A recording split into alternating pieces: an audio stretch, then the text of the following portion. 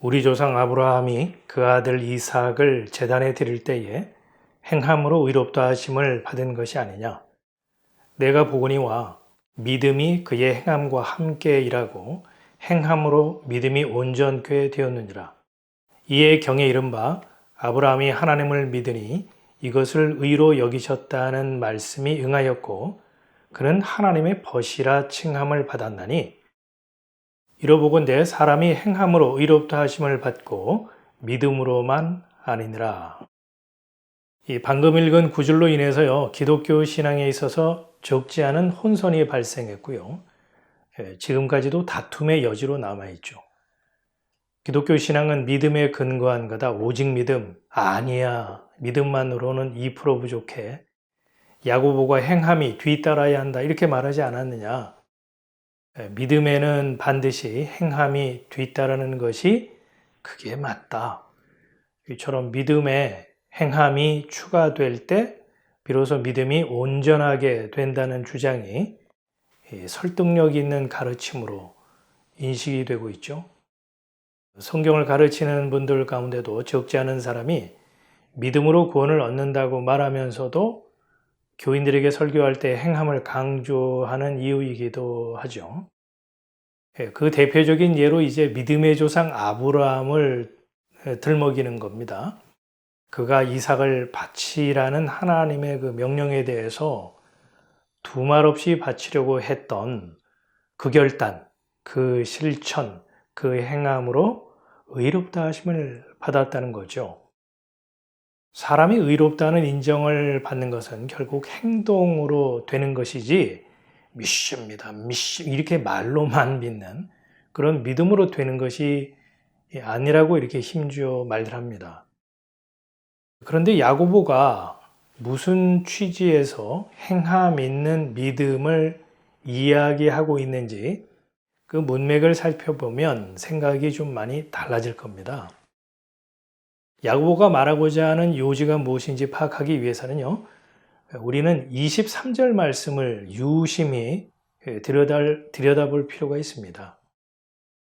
23절 말씀에 이에 경에 이른 바 아브라함이 하나님을 믿으니 이것을 의로 여기셨다는 말씀이 응하였고 그는 하나님의 벗이라 칭함을 받았나니. 자, 이 구절은요, 야고보가 창세기 15장 6절 말씀을 인용한 것이죠. 해당 구절을 현대어 성경 버전으로 읽어보겠습니다.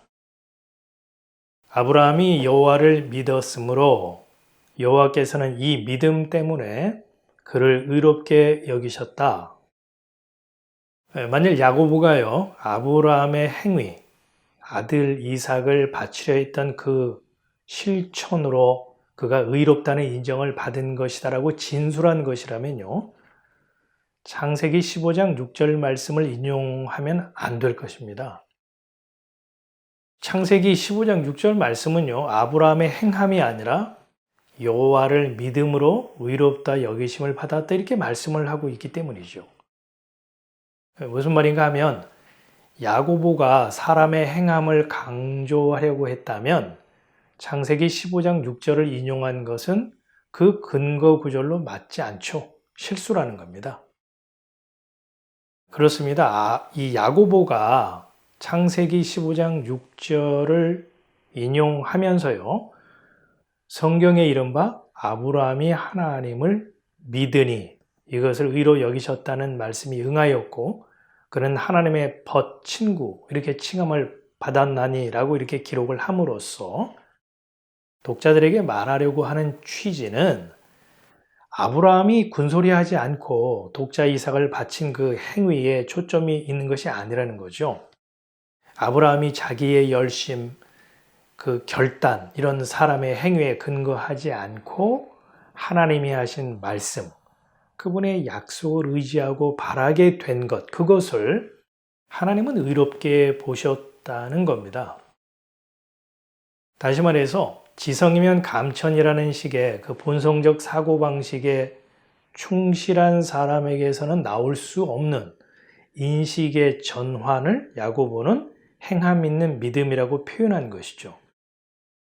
그렇기 때문에요, 아브라함이 이삭을 바친 사건은 아들을 하나님께 바쳤다는 행위 자체에 비중을 두어 살피기보다 왜 아브라함은 하나밖에 없는 외아들이라도 바칠 생각을 했는가 하는 점을 눈여겨봄으로써 야고보가 말하는 행함 있는 믿음이란 무엇을 의미하는지 확인해야 한다는 거죠. 아브라함이 이삭을 바치게 된 그 배경에 관심을 갖는 것은요, 아브라함이 아들을 바치려고 마음을 먹고 길을 떠나기 전에요, 그는 하나님이 어떤 분이신가 하는 것을 나름대로 톡톡히 경험했기 때문입니다. 아브라함이 어떤 경험을 했는지는 성경에 자세히 기록이 되어 있죠. 창세기 14장에서 아브라함은요, 자기 조카 롯을 구하기 위해서 집에서 훈련받은 318명의 용병과 함께 출격을 합니다. 그 상대는요, 4개국 연합군이거든요. 이들은 무장한 정규 군인입니다. 아브라함이 조카를 구하겠다는 생각에서 내린 결단이지만 군사력을 비교해 본다면 정말 무모한 짓이죠. 하지만 결과는 예상 밖이었습니다. 아브라함과 그의 사람들이 그 싸움에서 승리했죠. 이겼습니다. 싸움에서 승리한 아브라함, 그는 무슨 생각이 들었을까요? 하면 된다. 안 되면 되게 하라. 뭐 이런 그 구호를 두 주먹 불끈 쥐고 외쳤을까요? 모르긴 해도 자기 힘과 재간으로 이긴 그 전쟁이 아니라는 걸 그는 내심 깨달았을 것이고요. 하나님이 어떤 분이신가 조금씩 알아가는 그 계기가 되지 않았을까 싶습니다. 창세기 18장에서 아브라함은 3명의 낯선 사람들을 만나게 됩니다. 그는 그들을 자기 집으로 영접해서 극진히 대접을 하죠. 식사를 하던 손님들이요, 갑자기 아브라함의 아내 사라에 대해서 대화를 나누면서 내년 이맘때쯤에 아들을 출산하게 될 것이다, 이런 얘기를 넌지시 던집니다. 아다시피 당시 아브라함의 그 육신의 나이가 100세고요. 아내 사라의 나이는 90세였죠. 성경은 강조하듯이요, 사라의 경수가 끊어졌다, 이렇게 아주 친절하게 기록을 하고 있습니다. 여자의 경수가 끊어졌다, 이 말이 의미하는 바가 무엇입니까? 이제 여자가 생리적으로 아이를 임신할 수 없다는 말이죠. 이런 조건에 여자가 자녀를 낳는다고 하는 것은 의학적으로도 과학적으로도 불가능한 일이죠. 그러므로 사라의 경수가 끊어졌다라고 하는 이 말은 사람의 이성과 합리적 사고, 과학의 판정으로는 임신이 절대 불가능하다는 말입니다. 입양을 하지 않는 한 누가 보더라도 사라가 아이를 갖게 된다는 말은 상식적으로 맞지 않죠. 그러니 아들을 낳을 것이다, 이런 말을 들었을 때 아브라함과 사라의 기분이 어떠했겠습니까? 기쁘고 즐거워서 할렐루야라고 외쳤을까요? 아니면 어이가 없었을까요? 당연히 어이가 없었겠죠. 그래서 아브라함 부부는 웃었습니다. 하긴 뭐 지나가던 소가 들어도 웃을 일이죠. 살다 별소리를 다 듣겠네, 진짜 웃겨, 이렇게 생각을 하면서 어이없어 했을 법합니다. 사라는 그들의 말이요, 더운 밥 먹고 식은 소리 한다, 그런 식으로 느꼈는지 끝내 그들의 말을 인정하지 않았죠. 그런데 참 희한한 일이 현실로 나타났습니다. 죽은 자와 같은 아내 사라의 몸에서 꽃이 피고 열매를 맺었습니다. 하나님이 약속하신 대로, 말씀하신 대로 아브라함은 아들을 낳아서 품에 안게 된 것입니다. 아브라함 부부는 태어난 아들의 이름을 이삭이라고 지었습니다. 이삭이라고 하는 이름은요, 웃음이란 뜻입니다. 아브라함이 이삭을 볼 때마다, 이삭의 이름을 부를 때마다 무슨 생각이 들었을까요? 하나님은 참 웃겨. 사람의 상식을 초월해서 죽은 자와 방불한 자에게서 생명을 잉태하게 하시다니, 하나님이 아니시면 누가 능히 이런 일을 행할 수 있으랴. 마른 막대기와 같이 죽은 자 같다 할지라도 약속한 말씀은 꼭 이루시는 신실하시고 전능하신 분이구나, 이렇게 마음에 새겼을 것입니다. 이삭의 출생을 통해서 아브라함은 하나님을 그렇게 배웠고 알아갔고 믿었겠죠. 사도 바울은요, 하나님에 대한 아브라함의 믿음을 다음과 같이 진술했습니다. 기록된 바 내가 너를 많은 민족의 조상으로 세웠다 하심과 같으니 그의 믿은 바 하나님은 죽은 자를 살리시며 없는 것을 있는 것 같이 부르시는 이시니라. 그렇습니다. 아브라함은 하나님이니까 무작정 무턱대고 믿은 것이 아닙니다. 아브라함은 아들까지 바치는 그 지극정성을 통해서 현실적인 복을 챙겨보겠다는 그런 계산에서 이해타산 따져보고 거래하듯 결정한 그런 행동이 아니었죠. 마음이 내키지는 않았지만 하나님의 명령이 무서워서 마지못해 이삭을 바치려고 했던 것도 아니죠. 아브라함은 자신의 생존과 자기 확장이라고 하는 본능에 충실하며 살아왔지만 하나님은 아브라함의 인생 여정을 통해서 기존의 그 본성적 가치관을 제거하시고 새로운 안목으로 하나님과 인생을 바라보고 이해하는 거듭난 가치관으로 덧입혀 가시는 겁니다. 비록 아브라함은 자기 살자고 아내를 누이라고 2번이나 둘러대었지만 하나님은 인간의 허물에도 불구하고요, 약속하신 바를 신실하게 이루어 가셨고, 또한 그의 아내는 임신이 불가능한 상태였지만 하나님은 죽은 자와 같은 몸에서 약속하신 대로, 말씀하신 대로 생명을 잉태케 하시는 이 과정을 아브라함은 지켜보면서 하나님이 어떤 분이신지 그분의 속마음을 알아챘을 것입니다. 한국 드라마, TV 드라마, 사극 드라마의 그 정도전을 방영한 적이 있죠. 이 정도전과 정몽주가 학동 시절에 주고받은 대사가 기억이 나네요. 나이로 치면은 4살이 더 많은 정몽주가 정도전을 아끼면서 많은 가르침과 깨우침을 줍니다. 그러자 정도전이 형벌되는 정몽주에게 이런 청을 합니다. 이제부터 형님이라고 불러도 되겠습니까? 도전의 청에 대해서 몽주가 대답을 합니다. 여보게, 형님이라니 서로 뜻이 통하고 말이 통하는 사이에 나이 차이가 무슨 의미가 있겠는가? 서로의 마음을 알고 뜻이 통하는 사이가 되었으니 벗이라 부르게. 하나님은 아브라함을 하나님의 벗, 친구라고 불렀습니다. 어떤 사이를 친구, 벗이라고 합니까? 서로 뜻이 통하고 마음이 통하고 말이 통하는, 그래서 서로 속을 아는 사이를 가리켜서 친구라고 하죠. 그 사람 나를 알아도 나는 그 사람을 몰라요.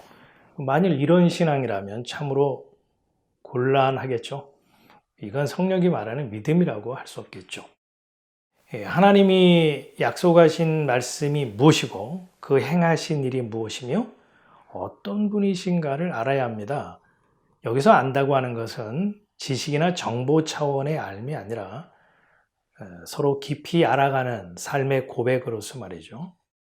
하나님은 아브라함에게 대를 이을 자식을 주시겠다고 약속하셨고 그 자손이 하늘의 별과 같을 것이다, 이렇게 말씀을 하셨습니다. 만일요, 후사로 허락하신 이삭을 번제물로 바치게 될 경우 하늘의 무별처럼 수많은 후손을 주시겠다라고 했던 이 하나님의 약속은 공수표가 되겠죠. 결국 하나님 스스로 약속한 말씀이 실패로 끝나게 되고 신실하신 하나님의 명예는 실추되고 말 겁니다. 인간의 못남에도 불구하고 약속하신 말씀은 반드시 이루시는 신실하신 하나님이라는 사실을 아브라함은 인생 여정 속에서 잘 알고 있었기 때문에 하늘의 무별처럼 수많은 후손을 주시겠다는 하나님의 약속, 아브라함이 믿었던 것은 바로 그 신실하신 하나님의 약속이지 않았을까요? 아브라함의 행함 있는 믿음을 발견할 수 있는 또 다른 대목이 있습니다. 이삭이 아버지에게 아버지, 번제할 어린 양은 어디 있습니까? 이렇게 질문을 했을 때 아브라함이 했던 그 대답 속에서 힌트를 얻을 수 있죠. 아들아, 번제할 어린 양은 하나님이 자기를 위하여 친히 준비하실 거야. 이삭의 불안한 마음을 안심시키려고 아브라함이 급하게 둘러댄 말일까요? 아브라함이 이삭을 죽이려 했던 것이 하나님의 명령에 순종하는 척 신용만 한 것, 그건 물론 아니지만 아브라함은 하나님이 받으실 제물은 하나님이 친히 준비하시는 분이라는 것을 익히 알고 있었던 것이 분명해 보입니다. 이삭이 불과 나무는 있지만 제물이 어디 있느냐 이런 질문에 아브라함은 스스럼 없이 제물은 하나님께서 준비하실 것이다 이렇게 대답을 했죠. 아브라함에게 그런 믿음이 생긴 것이 아닐까요? 하나님의 약속에 대한 신뢰, 혹여 그 씨가 죽더라도 다시 살리실 것을 믿었다는 것입니다. 히브리서 기자는요, 이 아브라함의 행함 있는 믿음을 다음과 같이 진술하고 있습니다. 아브라함은 시험을 받을 때에 믿음으로 이삭을 드렸으니 저는 약속을 받은 자로 돼 그 독생자를 드렸느니라. 저에게 이미 말씀하시기를 내 자손이라 칭할 자는 이삭으로 말미암으리라 하셨으니 저가 하나님이 능히 죽은 자 가운데서 다시 살리실 줄로 생각한지라. 비유컨대 죽은 자 가운데서 도로 받은 것이니라. 아브라함은 100세의 아들을 주시겠다 이렇게 약속하신 하나님의 황당한 말씀을 들었을 때 한 번 웃었고, 아들이 태어났을 때 웃음이란 뜻의 이삭이라는 이름을 지어주면서 또 한 번 웃었을 것이고, 죽은 것이나 방불한 독자 이삭이 하나님이 친히 준비하신 어린 양 덕분에 살아 돌아오게 되자 아브라함은 또다시 웃었을 것입니다. 죽은 것이나 진배 없는 아들 이삭이었지만 하나님이 친히 준비하신 제물 어린 양의 등장으로 인해서 아들을 다시 얻게 된 아브라함은 그 땅의 이름을요 여호와 이레로 명명을 하죠. 여호와 이레는 여호와께서 받으실 제물은 하나님이 친히 준비하신다 라는 뜻입니다. 훗날 이 자리에 예루살렘 성전이 세워지게 되죠. 뿐만 아니고요, 이 독자 이삭을 대신해서 죽은 어린 양의 실체가 6월절에 십자가에서 물과 피를 쏟으신 예수 그리스도, 이분이 세상 죄를 지고 가는 하나님의 어린 양이다라는 사실을 세례 요한은 그의 외침을 통해서 밝혔죠. 성경이 말하는 신앙, 믿음은 비겁한 자, 쫄보가 비범하고 상남자로 변해가는 것이 아닙니다. 또는 인격이 고상해지고 마음이 바다같이 넓고 깊어지는 그 성품의 변화 정도도 아니죠.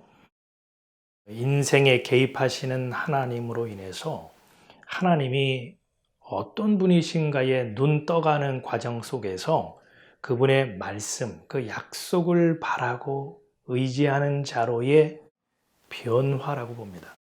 하나님이 어떤 분이신지 깊은 그 깨달음 속에서 독자 이삭이라도 아끼지 않고 하나님께 바치려고 했던 아브라함, 이삭을 바치려고 했으나 하나님이 받으실 제물은 사람의 손에서 취하지 아니하시고 하나님이 친히 준비하시는 여호와 이레의 하나님 뿐만 아니라 하나님이 준비하신 어린 양을 통해서 죽은 목숨과도 같은 사람에게 새 생명을 선물하시는 하나님. 하나님은 자신을 이러한 하나님으로 아브라함에게 드러내시고 소개하셨습니다. 그리고 아브라함은 그 약속에 신실한 그분을 하나님으로 알았고 믿었고 따랐던 것이죠. 야고보는 디아스포라, 흩어져 있는 초대교회 그리스도인들을 향해서요, 아브라함의 이 같은 신앙을 행함 있는 믿음이라고 증거하였던 것입니다.